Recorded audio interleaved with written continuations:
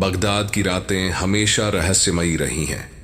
पुराने बाजार में रात के समय हर चीज ठहर जाती थी, लेकिन एक दुकान ऐसी थी जो हमेशा खुली रहती थी। यह एक छोटी सी दुकान थी जो पुरानी ईंटों की दीवारों में छुपी हुई थी, जैसे कि यह सदियों से लोगों की नजरों से बची हुई हो।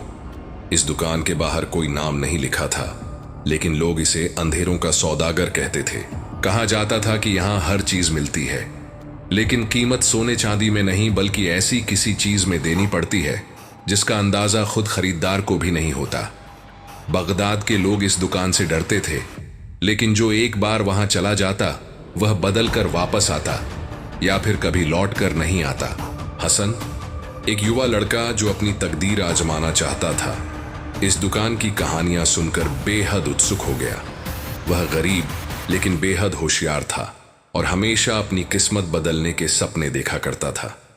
एक दिन उसने अपने दोस्तों से सुना कि जो इस दुकान से कुछ खरीदता है वह या तो बहुत सफल हो जाता है या हमेशा के लिए अंधेरों में खो जाता है। ये सब बस कहानियां हैं, हसन ने खुद से कहा। अगर यह सच होता तो लोग अब तक इस दुकान को बंद न करवा चुके होते। लेकिन फिर भी उसका दिल कह रहा था कि इस जगह में जरूर कोई न कोई रहस्य छुपा है।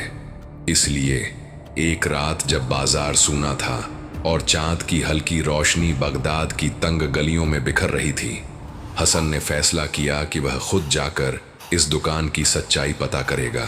जैसे ही वह दुकान के करीब पहुंचा, उसे ऐसा लगा जैसे दुकान के अंदर से कोई फुसफुसा रहा हो। दरवाजा खुद ब खुद चरमराकर खुल गया, जैसे किसी ने उसे बुलाया हो। हसन ने गहरी सांस ली और अंदर कदम रखा। अंदर जाते ही वह हैरान रह गया। दुकान अंदर से उसकी उम्मीद से कहीं ज्यादा बड़ी थी, जैसे यह कोई आम दुकान नहीं बल्कि किसी और दुनिया का दरवाजा हो।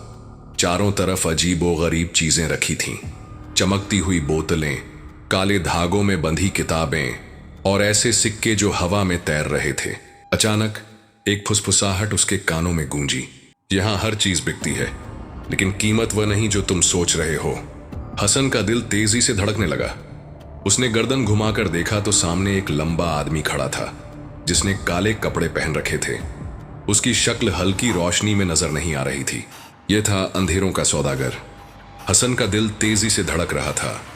वह हैरानी और डर के बीच फंसा हुआ था, क्योंकि उसके सामने एक रहस्यमयी व्यक्ति खड़ा था, अंधेरों का सौदागर। उसने लंबा काला चोगा पहना हुआ था और उसकी आंखें हल्की रोशनी में चमक रही थीं।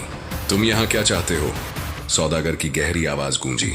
हसन ने खुद को संभालते हुए जवाब दिया, मैं देखना चाहता था कि इस दुकान की कहानियां सच हैं या बस अफवाहें।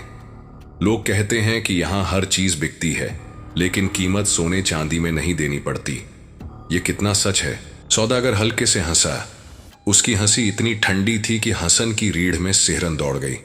यहां हर चीज बिकती है, ये सच है, लेकिन कीमत वही होती है जो सबसे अनमोल हो। तुम कुछ खरीदना चाहते हो? हसन ने अपनी उत्सुकता को काबू में रखते हुए कहा।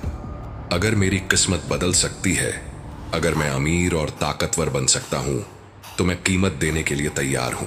सौदागर ने अपनी लंबी उंगलियों से हवा में एक अजीब सी आकृति बनाई और अचानक दुकान के अंदर की रोशनी तेज हो गई। अब हसन को दुकान में रखी चीजें साफ दिखने लगीं। पुरानी जादुई किताबें, चमकती हुई अजीब शीशियां और कुछ ऐसे सिक्के जो हवा में झूल रहे थे। सौदागर ने एक शीशी उठाई जिसमें काले रंग का धुआं घूम रहा था। उसने कहा, यह तुम्हारी तकदीर बदल सकती है। यह पीते ही तुम्हारी जिंदगी वैसी बन जाएगी जैसी तुम चाहते हो। लेकिन कीमत क्या होगी? हसन ने तुरंत पूछा। सौदागर ने धीरे से कहा, एक बहुत छोटी चीज, बस तुम्हारी परछाई। हसन चौंक गया। मेरी परछाई? इसका क्या मतलब है?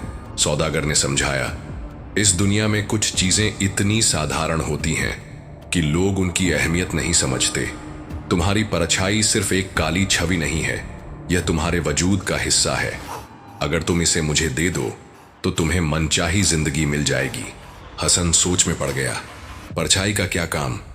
अगर उसे इसके बदले में दौलत और शोहरत मिल सकती है तो यह सौदा बुरा नहीं था। ठीक है, हसन ने हिम्मत जुटाकर कहा, मैं अपनी परछाई देने के लिए तैयार हूं। सौदागर ने मुस्कुराते हुए काले धुएं वाली शीशी हसन के हाथ में थमा दी।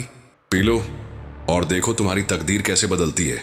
हसन ने धीरे धीरे शीशी का ढक्कन खोला और काले धुएं को गहराई से देखते हुए एक लंबी सांस ली। हसन ने एक गहरी सांस ली और काले धुएं वाली शीशी को अपने होठों से लगा लिया। जैसे ही वह घूंट घूंट कर उस रहस्यमयी तरल को पीने लगा, उसे अपने अंदर अजीब सा बदलाव महसूस होने लगा। पहले तो हल्का सिर चकराया, फिर शरीर में गर्मी दौड़ने लगी। ऐसा लग रहा था जैसे कोई ताकतवर ऊर्जा उसकी नसों में समा रही हो। अचानक दुकान में जल रही मोमबत्तियां तेजी से झपकने लगीं और चारों ओर हवा घूमने लगी। सौदागर ने अपनी गहरी आंखों से हसन को देखा और धीरे से मुस्कुराया। सौदा पूरा हुआ। उसकी आवाज में अजीब सी ठंडक थी। हसन ने हैरानी से अपने हाथों को देखा। सब कुछ सामान्य था। उसने अपने कपड़े टटोले, अपनी सांस सुनी, हर चीज वैसी ही थी। लेकिन जब उसने जमीन की तरफ देखा तो उसके पैरों के नीचे कोई परछाई नहीं थी। उसका दिल जोर जोर से धड़कने लगा। मेरी परछाई कहाँ गई? हसन ने घबराते हुए पूछा। सौदागर ने ठंडे लहजे में जवाब दिया, वह अब तुम्हारी नहीं है। तुमने अपनी तकदीर के बदले उसे दे दिया। अब जाओ और देखो कि तुम्हारी जिंदगी कैसे बदलती है। हसन अभी भी थोड़ा डरा हुआ था, लेकिन उसने खुद को संभाला। शायद परछाई का कोई खास मतलब नहीं है, उसने खुद को समझाया। अब जब मैं अमीर और ताकतवर बनने वाला हूं तो इससे कोई फर्क नहीं पड़ता। वह तेजी से दुकान से बाहर निकला। बाहर निकलते ही उसने महसूस किया कि हवा में कुछ अलग था। बाजार अब भी सुनसान था, लेकिन उसे ऐसा लग रहा था जैसे कोई उसे देख रहा हो।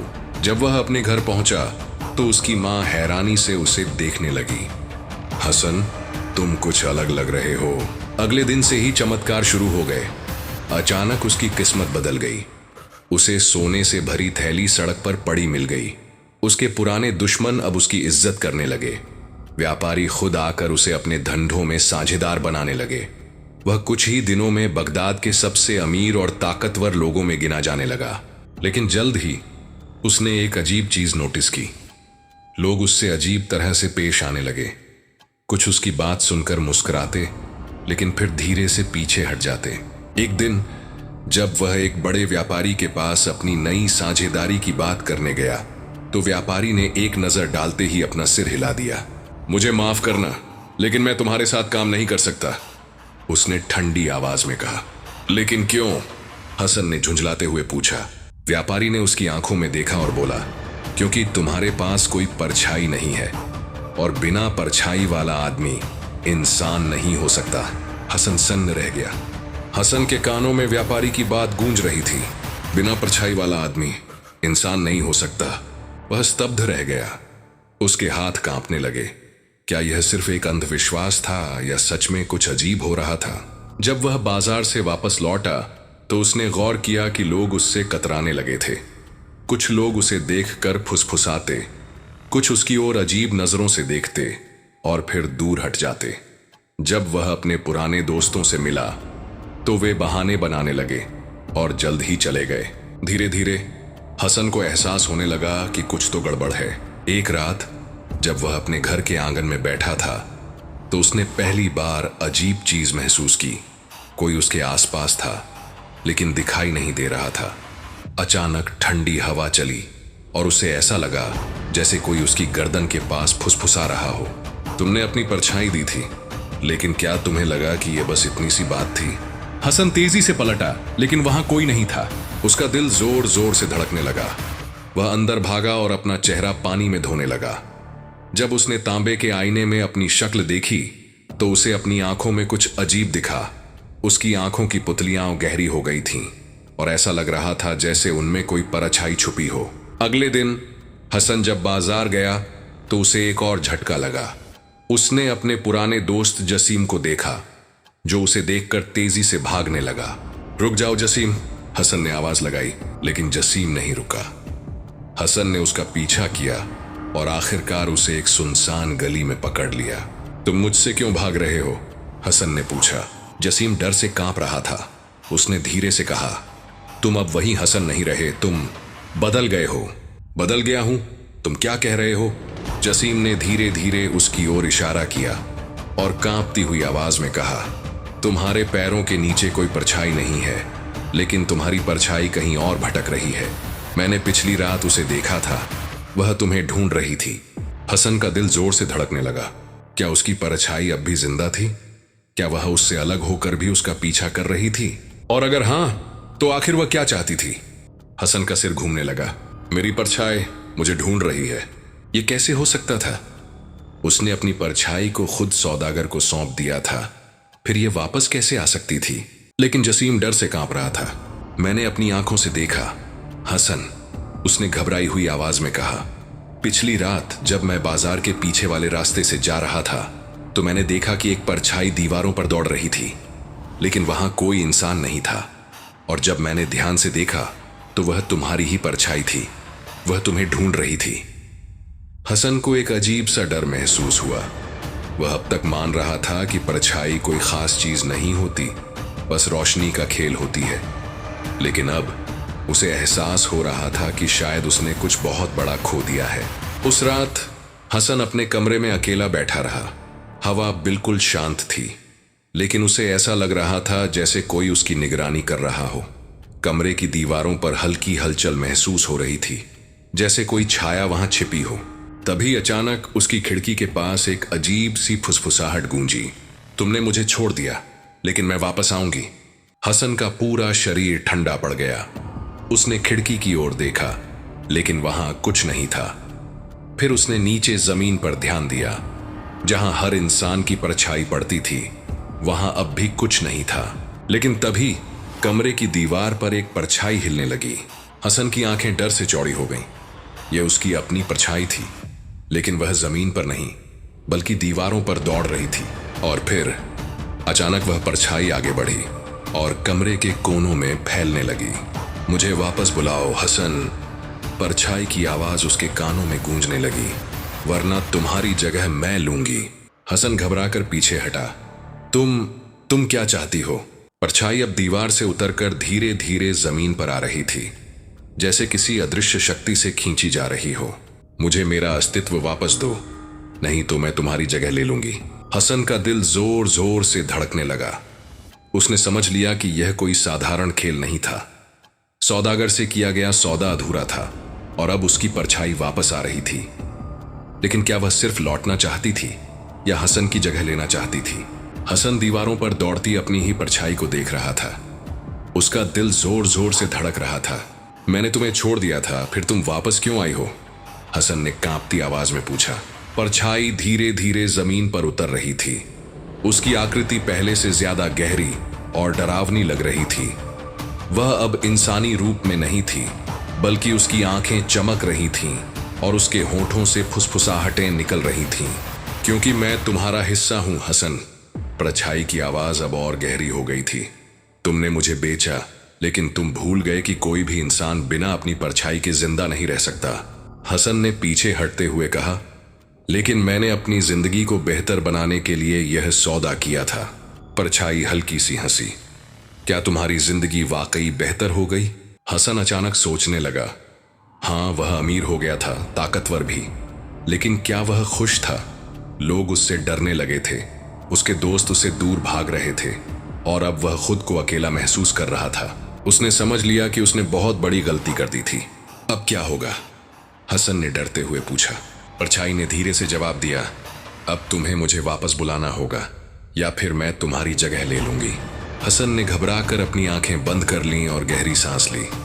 मैं अपनी परछाई को वापस चाहता हूँ, मैं अपनी गलती सुधारना चाहता हूँ। अचानक कमरे में तेज हवा चलने लगी, हर चीज हिलने लगी और सौदागर की दुकान की आवाजें उसके कानों में गूंजने लगीं। सौदा एक बार किया जाता है हसन, सौदागर की रहस्यमयी आवाज फिर से सुनाई दी। पर तुमने अपनी परछाई को बुला लिया तो कीमत चुकानी पड़ेगी। हसन ने आंखें खोली। उसकी परछाई अब भी वहां थी, लेकिन अब वह धीरे धीरे जमीन पर वापस आ रही थी। और फिर अचानक अंधेरा छा गया। जब हसन की आंखें खुली तो वह अपने पुराने घर में था। सब कुछ वैसा ही था जैसा पहले था। वह गरीब था, उसके पास दौलत नहीं थी, लेकिन उसकी परछाई वापस थी। उसने राहत की सांस ली, पर तभी आईने में उसकी परछाई ने उसकी ओर देखा और हल्की सी मुस्कुराई। क्या वाकई सब कुछ सामान्य था? समाप्त।